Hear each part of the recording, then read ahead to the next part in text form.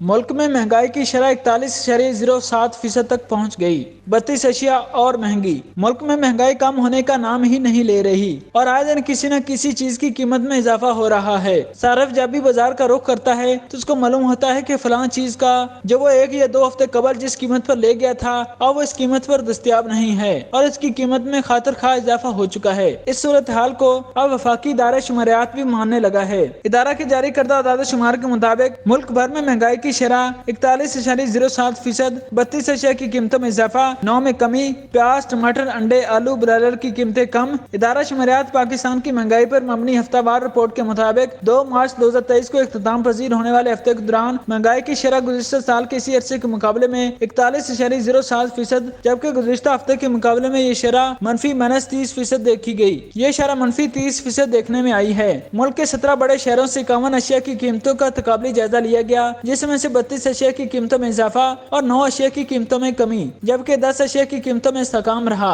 اس ہفتے کے دوران ملک میں دال ماش، دال مونگ، دال مسور، کیلا، چاول باسمتی، چاول اری، چاول ارینو، جلانے والی لکڑی، سرسوں کا تیل، انرجی سیور، دہی، پلیٹ دال، پلیٹ بیف، کپ چائے، گڑ، چھوٹا گوشت، خشک دودھ، تازہ دودھ، نمک، چینی، کوکنگ آئل، چائے کی پتی، ویجیٹیبل گھی، سگریٹ، ویجیٹیبل گھی کھلا، شٹنگ، ماچس، صابن، آٹا، لان پرنٹڈ، جارجٹ اور واشنگ سوپ کی قیمتوں میں اضافہ ہوا ہے۔ تاہم پیاز، ٹماٹر، انڈے، دال چنا، برائلر مرغی، آلو، پٹرول، LPG سلنڈر اور لہسن کی قیمتوں میں کمی واقع ہوئی ہے، جبکہ ڈبل روٹی، بڑا گوشت، سرخ مرچ پیسی، مردانہ سینڈلز، زنانہ سینڈلز، چپل، electric charges, gas charges, high speed diesel اور لوکل کال کی قیمتوں میں استحکام رہا ہے۔